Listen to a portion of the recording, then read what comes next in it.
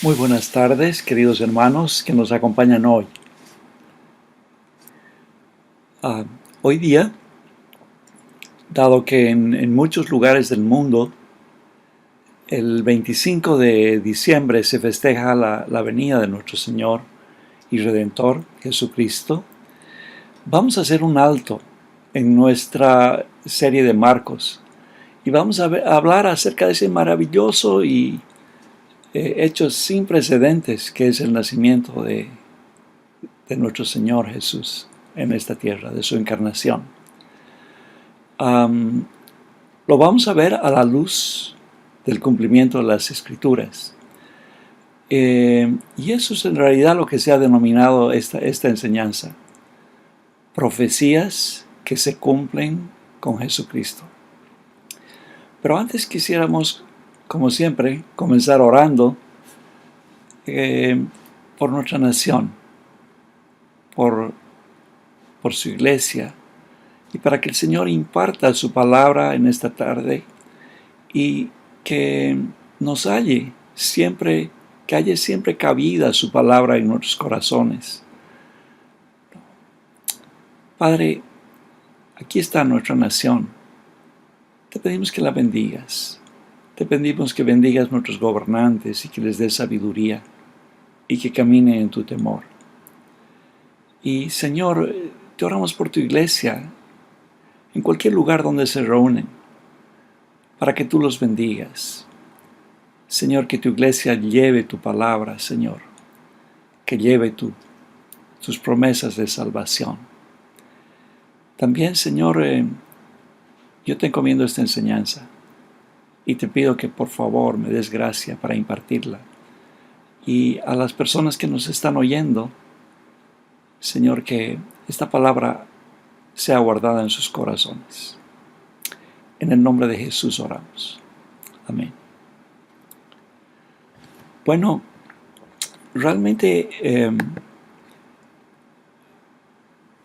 hay algo importante que tenemos que tener en cuenta. Los apóstoles, para validar que Jesús era el Mesías, se basaron en dos aspectos fundamentales. El primero era testificar de su resurrección y el segundo, testificar del cumplimiento de las profecías mesiánicas en la persona del Señor Jesús. Aquí vamos a citar algunas escrituras en el libro de Mateo de la encarnación de Jesús, su ministerio, su muerte y su resurrección. El autor Josh McDowell, en su libro Nueva Evidencia que demanda un veredicto, hace una mención de que habían por lo menos 300 profecías que debía un hombre cumplir para validar que él era el Mesías. Alguien mencionó que la posibilidad de que todas estas profecías se cumplan en un hombre era como marcar una moneda y tirarla en medio de millones de monedas repartidas en la extensión de la ciudad de San Francisco y nuevamente volverla a encontrar. Esa probabilidad es pues pequeñísima, pero nuestro Señor cumplió todas esas profecías. Estas profecías fueron pronunciadas por diferentes autores en el transcurso de los siglos. Desde Moisés, que tenemos el Pentateuco, ¿no?, en 1250 a.C., hasta Malaquías, ¿no?, que es el último autor del Antiguo Testamento, el 516 a.C. Y se cumplen en Jesús, y particularmente 29 de ellas se cumplen en el transcurso de las últimas 24 horas de vida de nuestro Señor. Bueno, luego hay un tercer requisito, y es que este Mesías debía cumplir perfectamente la ley del Señor, dada a Moisés, ¿no? Porque él, tenía que ser realmente ese cordero perfecto, sin mancha, que se ofrecía por los pecados de la humanidad. Por último, eh, se debía validar de que provenía de la línea genealógica de David. Y con ese punto vamos a comenzar de inicio. Bueno, 4 puntos en esta enseñanza. Un primer punto. Punto 1. Jesús provenía del linaje de David. Y ahí vamos a ver el capítulo 1, básicamente. El punto 2. En la persona de Jesús se cumplieron todas las profecías relativas al Mesías, anunciadas en el Antiguo Testamento. El punto número 3. Jesús cumplió perfectamente la ley de Dios. Punto 4. Jesús murió y fue sepultado, resucitó y ha de venir por segunda vez. Bueno, pasemos a ese primer punto, a ese punto 1. Jesús provenía del linaje real de David. Y les voy a pedir que me acompañen. Vamos a comprobarlo esto con el libro de Mateo, con el Evangelio de San Mateo. Mateo tenía como objetivo, ¿no?, probar de que Jesús era el Mesías. Y ya desde el capítulo 1, el verso 1, si ustedes pueden acompañarme ahí, él comienza mencionando y comienza a decir: libro de la genealogía de Jesucristo, hijo de David, hijo de Abraham. Y si saltamos un poco dentro de esa misma genealogía al versículo 16 de ese mismo capítulo, ¿no?, dice: y Jacobo engendró a José, marido de María, de la cual nació Jesús llamado el Cristo. Aquí vemos que si bien Jesús fue engendrado por el Espíritu Santo en María, José provenía directamente de la descendencia del rey David, que era hijo de Isaí. Y esto también, ese detalle es muy importante, porque eso nos lleva a Isaías 11:1, ya que es el anuncio del Mesías, y que Cristo lo cumple plenamente. Bueno, no vamos a entrar en detalle, pero yo los animo a revisar posteriormente todo ese capítulo 11 de Isaías. Volviendo a Mateo 1:1, hay 2 promesas a lo largo de los siglos de Dios que son muy importantes. Dios le dijo a Abraham en Génesis 22:18 que en su simiente serían benditas todas las naciones de la tierra. Y esto se cumple únicamente con Cristo. O sea, el apóstol Pablo en Gálatas 3:16 nos aclara esto y nos dice: esa simiente es Cristo. Ya es la persona de Cristo. Esa misma simiente es la que aplastaría la cabeza del diablo, ¿ya?, y lo derrotaría en la cruz, lo cual está en Génesis 3:15, ¿verdad? Y también Dios le prometió a David en 2 Samuel, la segunda parte del 7 hasta el 16, que de su linaje se levantaría uno cuyo reino sería estable eternamente. Y eso también solo se cumple en Cristo. Entonces podemos ver que ya en ese primer capítulo, Mateo está diciéndonos: este Jesús es el Mesías prometido, ya que proviene de David y proviene de Abraham. Recuerden, o sea, Abraham fue el que inició, el que salió de su tierra y fundó básicamente Israel. Y David fue más poderoso rey que tuvo Israel, ¿verdad? Y de cuya descendencia vendría nuestro Señor. Bueno, vamos al punto 2 ahora. En el punto 2, en la persona de Jesús se cumplieron todas las profecías relativas al Mesías anunciadas en el Antiguo Testamento.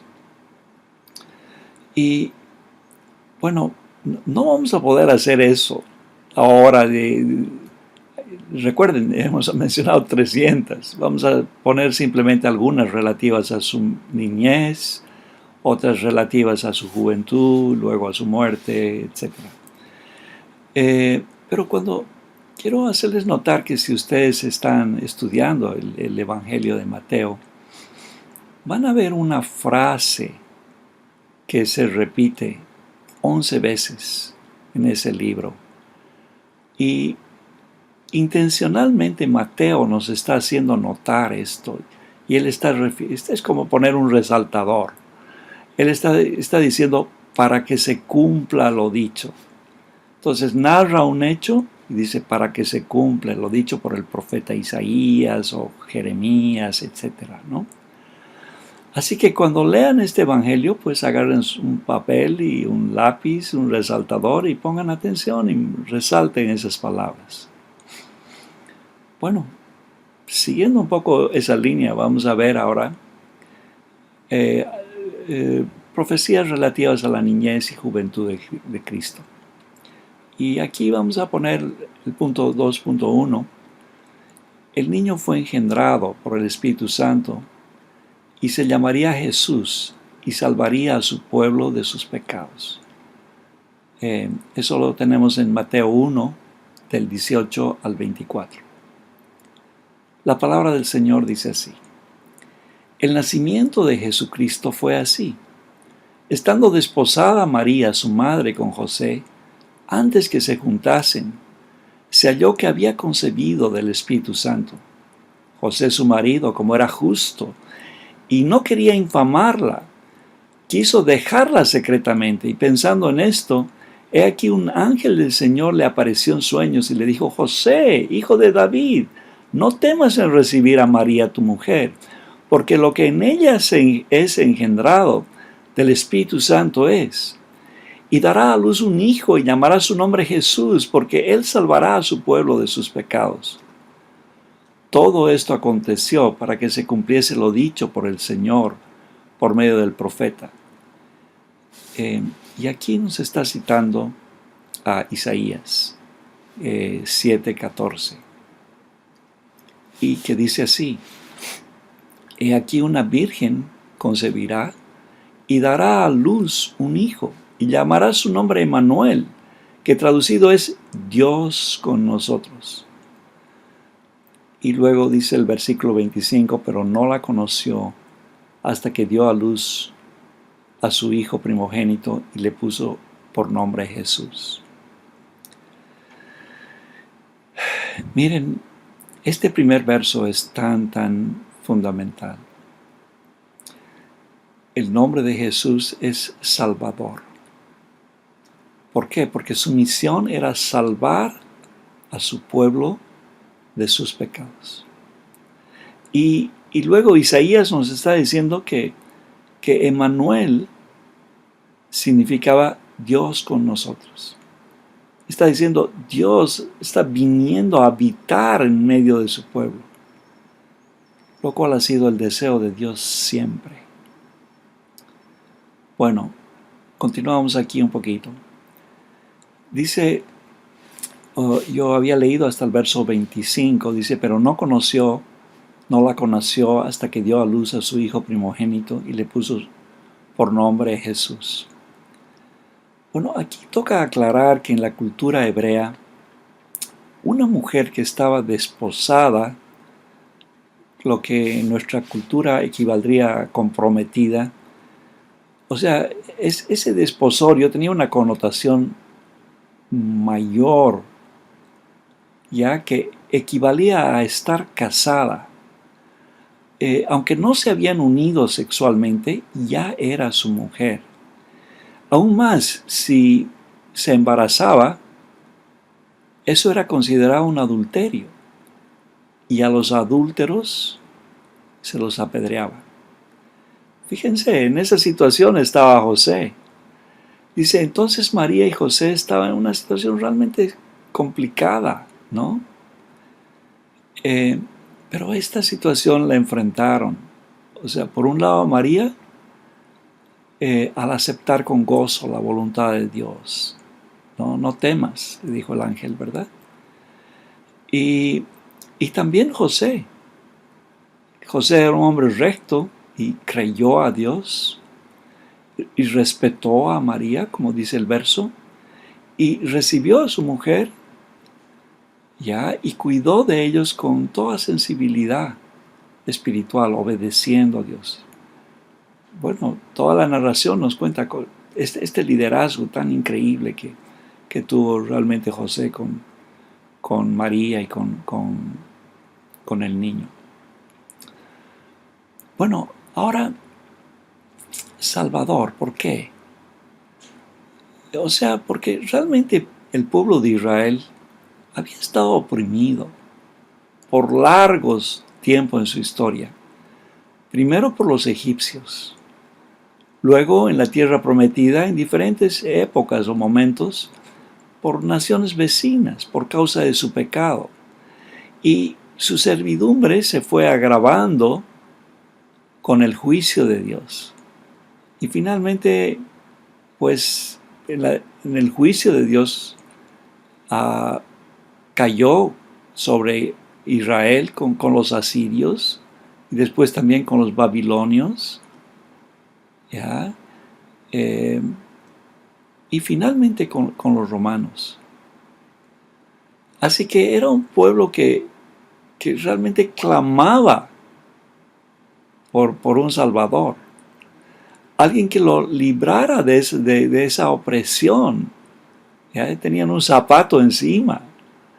Pero esa verdadera liberación no era alguien que los liberara de una nación opresora, sino Dios entendía que esa verdadera liberación era una liberación del pecado, porque de esa forma iban a poder alcanzar el favor de Dios y la misericordia de Dios. Y a eso venía Jesús. Y su nombre precisamente significa eso, Salvador. Un Salvador de nuestros pecados, no de nosotros. Dios mismo venía a habitar, nos dice Isaías, con nosotros, en nosotros. Y es importante de que de eso estemos conscientes hoy, nosotros también. Dios no es un Dios lejano, ni se ha olvidado de sus hijos. Él siempre quiso habitar con el hombre desde el principio, pero el pecado hizo separación entre Dios y el hombre. Por eso es que nosotros también necesitamos de un Salvador hoy día, ¿no? Que nos libere de nuestra tendencia de pecar y realmente nos libre del pecado. Y ese Salvador tiene por nombre Cristo Jesús. Él es quien venía a esta tierra. Bueno, vamos a ir viendo algunas otras profecías. Vamos a marcar un segundo punto, un 2.2, en la visita a los magos y donde se describe el lugar de nacimiento. Eso está, por favor, acompáñeme a Mateo 2, vamos a leer del 1 al 6. Mateo 2, del 1 al 6.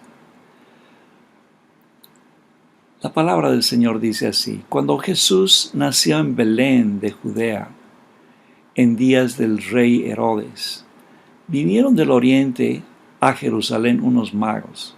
O sea, aclaro aquí, eran unos sabios de oriente.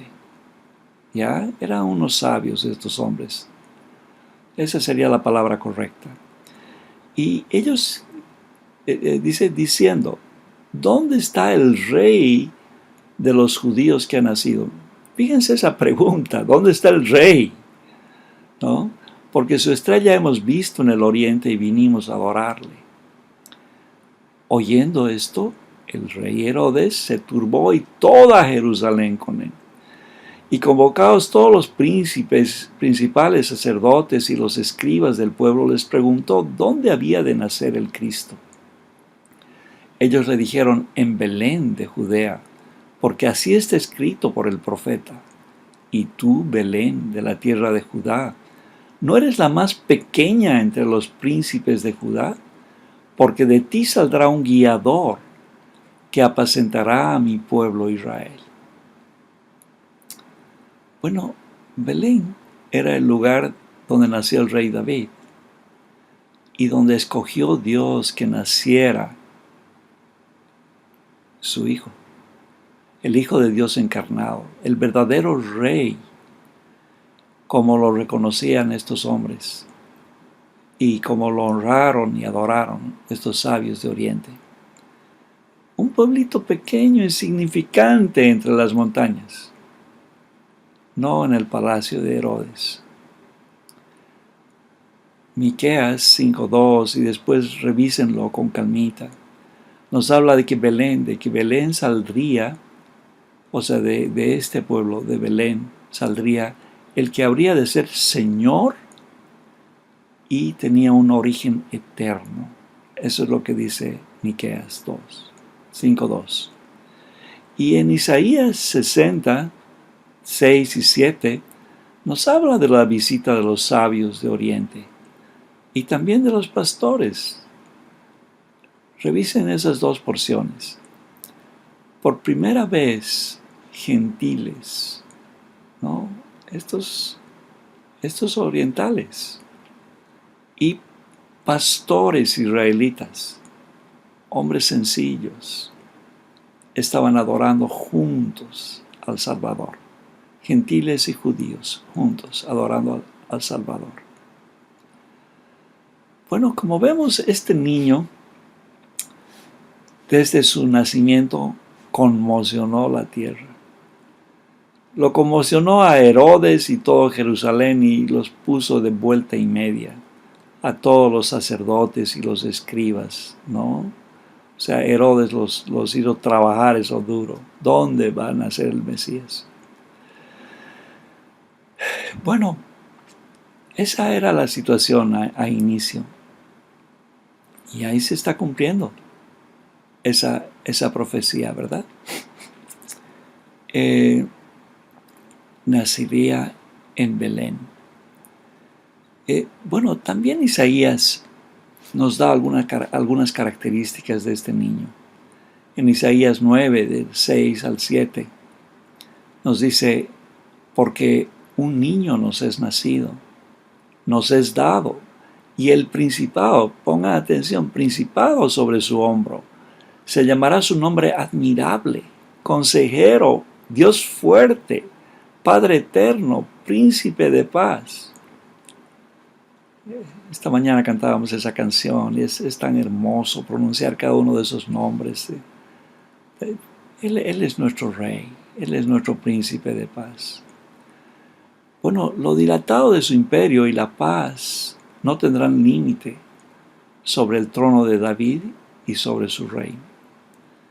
Fíjense esas palabras del profeta, ya de Isaías, en Isaías 9. Léanlo, todo está relativo a la venida del Mesías. Y qué bueno es que hoy día también podemos apropiarnos de esas palabras. Y podemos decirle: Señor, qué admirable que eres, ¿no? Al mirar el universo, la creación. Señor, tú eres nuestro consejero, ¿no? Cuando no sabemos para dónde ir, cómo caminar, y sentirnos seguros en sus brazos. O sea, Dios fuerte eres tú, Señor. Y que estemos conscientes de que Él es nuestro Padre. No nos abandonó, Él es nuestro Padre. Y Él es nuestro príncipe de paz. Él solamente pone paz en nuestros corazones. Bueno, eso relativo a su niñez. Ahora vamos a entrar un poquito a un par de profecías en relación a su ministerio. Por favor, Vamos a ir ahora a Mateo 4, del 12 al 16.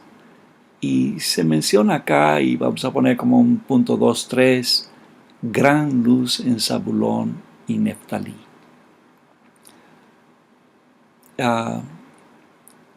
Bueno, eran dos tribus de Israel ahí, ¿no? Bien al norte. Al iniciar su ministerio, Jesús se dirigió a esta región, como está escrito aquí en Mateo 4, del 12 al 16. Leo. Cuando Jesús oyó que Juan estaba preso, volvió a Galilea y dejando a Nazaret, vino y habitó en Capernaum, ciudad marítima en la región de Zabulón y de Neftalí, para que se cumpliese lo dicho por el profeta Isaías.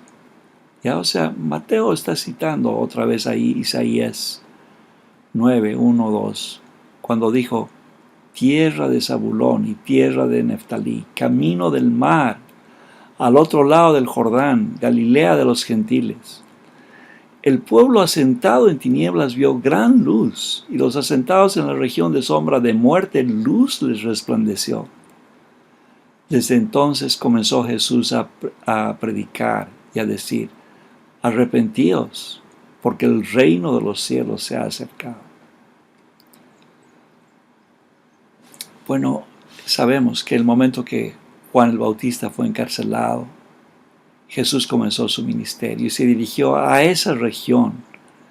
Y a partir de ese momento, Él comenzó a predicar el reino de los cielos. ¿Ya? Ese Jesús estaba iniciando el reino, que ha de ser pleno cuando Jesús retorne por segunda vez y reine eternamente.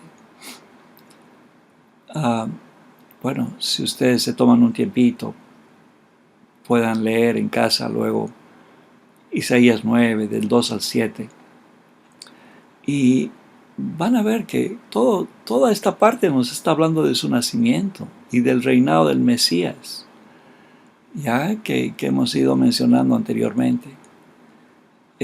Jesús era esa gran luz, y Él también lo expresó, y Juan en el Evangelio, en capítulo 8, 12, lo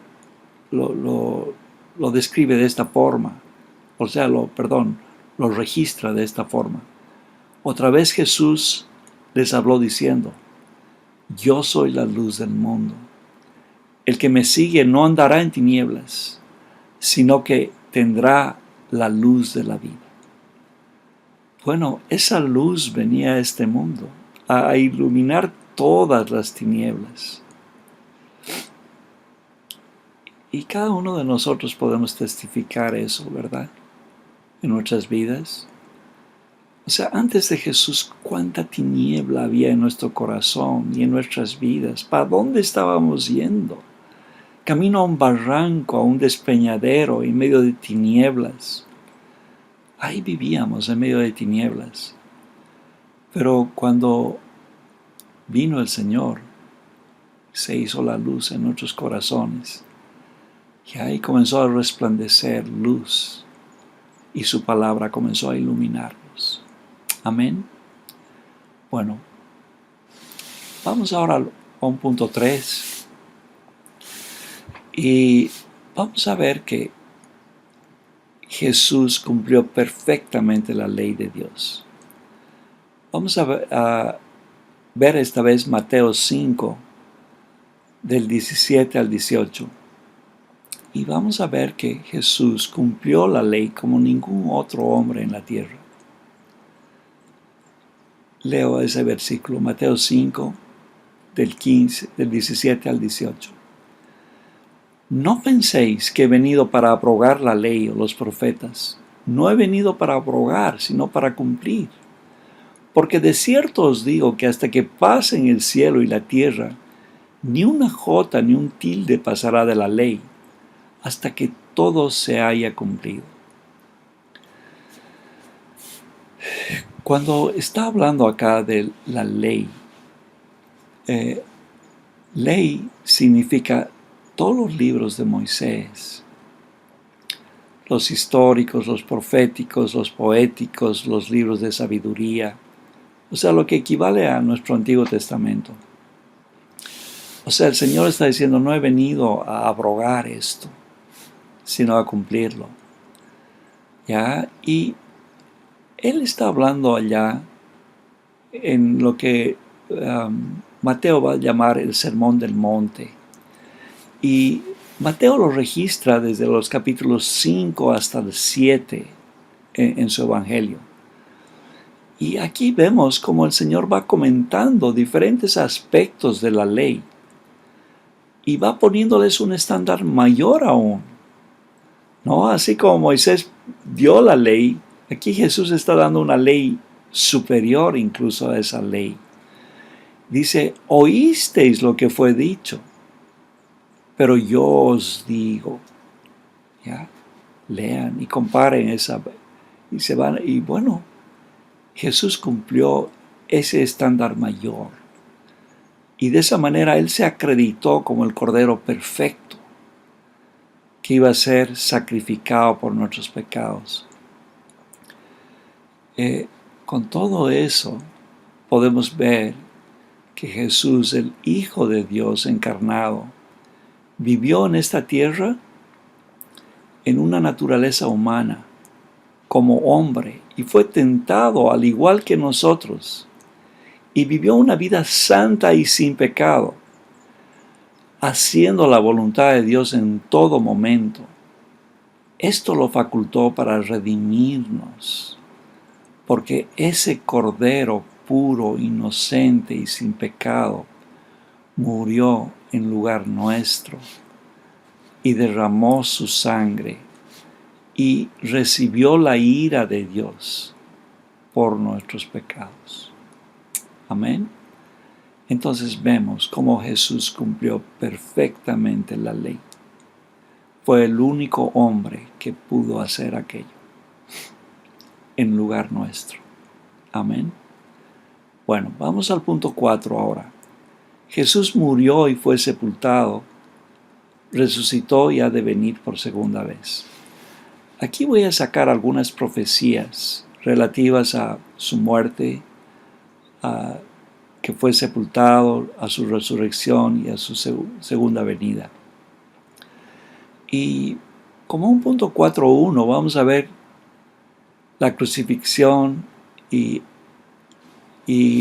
cómo reparten sus vestiduras. Esto está registrado en Mateo 27:35 y lo leo. Cuando le hubieron crucificado, repartieron entre sí sus vestidos, echando suertes, para que se cumpliese lo dicho por el profeta. Partieron entre sí mis vestidos, y sobre mi ropa echaron suerte. Bueno, aquí se está refiriendo Mateo, al Salmo 22:18. Eso es lo que está diciendo. Ahora, recuerden, el Salmo 22 fue escrito por el rey David y fue escrito 1010 años antes de Cristo. Bueno, vamos a ver que en este Salmo realmente se cumplen tantas profecías que ocurrieron después en la persona de Jesús. Un segundo punto, 4.2, a tiempo de morir, clamó a gran voz. ¿Ya? O sea, digamos, en esa primera parte estamos diciendo que han echado suerte. Eso hicieron los soldados. Ya se jugaron casi como al cacho la ropa del Señor. ¿Ya? Y eso está registrado en el Salmo. Y luego, aquí dice que a tiempo de morir, Él gritó a gran voz. Y eso está registrado en Mateo 27:45. Dice, cerca de la hora novena, Jesús clamó a gran voz diciendo, Elí, Elí, lama sabactani. Esto es, Dios mío, ¿por qué me has desamparado? Aquí el Señor le está hablando en arameo prácticamente a Dios en su idioma materno. Y está clamándole realmente al Señor, está clamándole: ¿por qué me has desamparado? Bueno, si ustedes van al Salmo 22 y pueden revisar ahí, ese es la primera partecita del Salmo. En el 1:1 está diciendo: Dios mío, ¿por qué me has desamparado? Y luego continúa. O sea, este Salmo 22 es una joya. Ya los primeros 21 versos expresan un sentir de desamparo, de abandono, pero mezclado de confianza y mezclado de súplica por un hombre que está sufriendo la ausencia de Dios, la separación de Dios. Y luego, a partir del 22 en adelante, hay un cántico de victoria por alguien a quien Dios le escuchó y le dio la victoria. Pero en esas palabras del 22:1 realmente entrañan uno de los misterios más profundos de la Biblia. Jesús en la cruz se hizo pecado y sufrió el abandono de un Dios santo y la ira de Dios. Y por eso es que clama a gran voz: o sea, ¿por qué me has desamparado? Sin embargo, al mismo tiempo le está diciendo: Dios mío. Y le está expresando su confianza. Y seguramente en su mente están los últimos versos de victoria que van a venir como un fruto, como un resultado de su sacrificio en la cruz.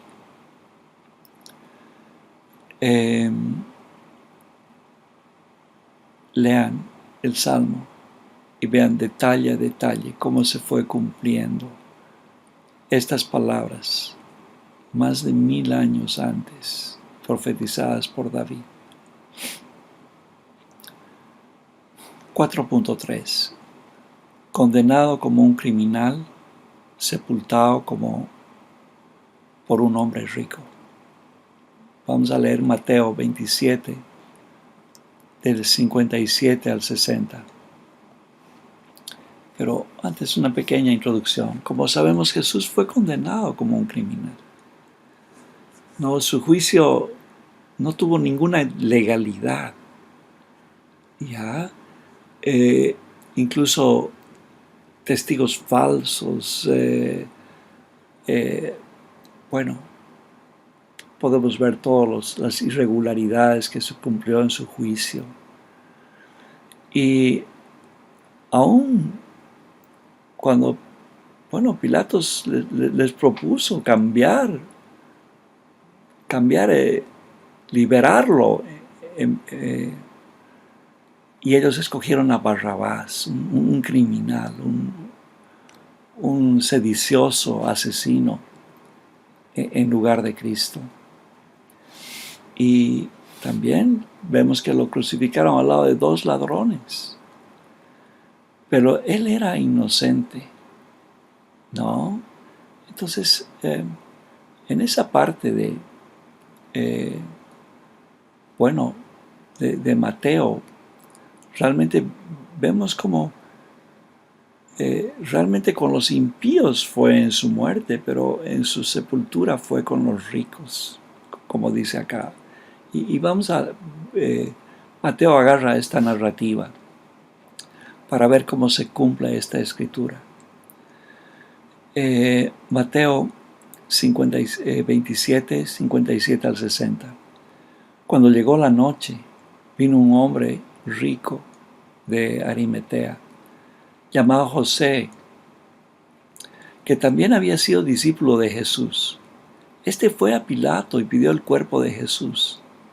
Entonces Pilato mandó que se le diese el cuerpo. Y tomando José el cuerpo, lo envolvió en sábanas en una sábana limpia y lo puso en un sepulcro nuevo que había labrado en la peña. Y después de hacer rodar una gran piedra en la entrada del sepulcro se fue, como está escrito en Isaías 53:9. Y se dispuso con los impíos su sepultura, mas con los ricos fue en su muerte, aunque nunca hizo maldad ni hubo engaño en su boca. Lo que hemos narrado, ¿no? Ahora, Isaías está diciendo estas palabras 740 años antes de Cristo, ¿no? Y también todo ese Isaías 53 es una narración casi literal del sacrificio del Señor, y ustedes pueden revisarlo con calmita también. Y ahí se cumplen muchas de esas profecías que hemos mencionado en la persona de Jesús. Bueno, vamos al punto 4.4. El ángel les anuncia la resurrección de Jesús. Vemos en Mateo 28, del 5 al 7. Las mujeres estaban buscando, porque vieron la tumba abierta y estaban buscando el cuerpo. Y el ángel les dice, bueno, que estén tranquilas, ¿no? Les anuncia la resurrección de Cristo. Mas el ángel les respondió y les dijo a las mujeres, no temáis, porque yo sé que buscáis a Jesús, el que fue crucificado. Mas está aquí, no está aquí, pues ha resucitado, como dijo. Venid, ved el lugar donde fue puesto el Señor. E id pronto y decid a sus discípulos que ha resucitado de los muertos. Y aquí va delante de vosotros a Galilea. Allí le veréis. He aquí, yo os lo he dicho. Bueno, ahí vemos un ángel testificándole a las mujeres de la resurrección de Cristo. Y también Jesús lo hace personalmente. Él se aparece a sus discípulos y los comisiona en Mateo 28, 16 y 17. Dice así, pero los 11 discípulos se fueron a Galilea, al monte donde Jesús les había ordenado. Y cuando le vieron, le adoraron. Pero fíjense, algunos dudaban. Bueno, esto es característico nuestro, ¿no? Cuando tenemos un encuentro con el Señor, podemos hacer dos cosas. Uno es adorarle, o podemos dudar. Sí, ok, nosotros hemos escogido adorarle. Esos reyes escogieron adorarle, esos pastores escogieron adorarle. Para eso estamos en esta tierra, para adorar al Señor, para adorar realmente a quien se sacrificó por nosotros en lugar nuestro. Y lo vamos a hacer por la eternidad. 4.5. Los discípulos son testigos de su ascensión al cielo y 2 ángeles les anticipan la segunda venida del Señor. Hechos 1, del 9 al 11. Y habiendo dicho estas cosas, viéndolo ellos, fue alzado y le recibió una nube que le ocultó de sus ojos. Y estando ellos con los ojos puestos en el cielo, entre tanto que él se iba, he aquí, se pusieron junto a ellos 2 varones con vestiduras blancas, los cuales también les dijeron, varones galileos, ¿por qué estáis mirando al cielo? Ese mismo Jesús que ha sido tomado de vosotros al cielo, así vendrá como le habéis visto ir al cielo. Bueno, otra vez, realmente los discípulos viéndolos ascender. Y los ángeles, cuando ellos se quedaron mirando al cielo. Bueno, no se preocupen, así va a volver. Y esa es la promesa que hoy día tenemos. Y eso proclamamos. Ven, Señor Jesús, retorna. Realmente ven a reinar totalmente en este planeta. Bueno, el Señor está reinando en nuestros corazones. Ese reino va creciendo en nuestras vidas y en las vidas de millones en esta tierra a través de los tiempos. El reino de los cielos se ha acercado. Y ahí como esa semilla de mostaza va creciendo y haciéndose grande y poderoso hasta que Él realmente venga por segunda vez. Amén. Bueno, 4.6. Pablo testifica de la resurrección y la aparición de Cristo. En 1 Corintios 15, del 3 al 8, el apóstol Pablo nos dice así: porque primeramente os he enseñado lo que asimismo recibí, que Cristo murió por nuestros pecados conforme a las Escrituras, y que fue sepultado y que resucitó al tercer día conforme a las Escrituras, y que apareció a Cefas y después a los 12. Después apareció a más de 500 hermanos a la vez, de los cuales muchos viven aún y otros ya duermen. Después apareció a Jacobo, que es Santiago, después a todos los apóstoles, y al último de todos, como a un abortivo, me apareció a mí. Bueno, ahí está Pablo, testificando, no solo por sí mismo, sino por boca de otros, la resurrección de Cristo. Jesús venció a la muerte, queridos.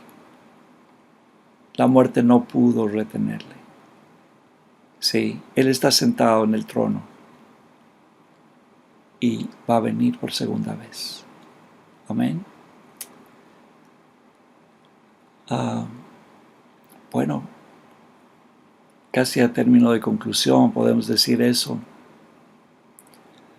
que como hemos podido ver, Jesús era un descendiente de Abraham y de David, en quien se cumplían todas las promesas de Dios y los propósitos de Dios. Jesús fue ese Mesías anunciado en las Escrituras y cumplió cada una de esas profecías mesiánicas. Él fue el Cordero de Dios perfecto, que satisfizo totalmente la justicia de Dios por nuestros pecados. Y ha resucitado y está sentado en el trono intercediendo por nosotros, y va a retornar por segunda vez para juzgar a este mundo. La Navidad nos recuerda la venida de Jesús a esta tierra. Pero esa venida tenía un propósito, y ese propósito era redimirnos y reconciliarnos con Dios. Y su nacimiento estaba íntimamente ligado con su muerte, resurrección y el anuncio de la segunda venida de Él. Pero de su segunda venida como rey, como un rey justo y como un Señor de todo. Y así debemos verlo, y así debemos proclamarlo en estas fechas. Que el Señor bendiga su palabra. Gracias, Señor y Rey. Gracias por haberte encarnado, por haberte hecho hombre, porque no había otro camino para reconciliarnos con Dios. Te agradecemos, Señor, y te adoramos. Gracias, Padre, por tu palabra bendita. Gracias, Señor. En el nombre de Jesús oramos.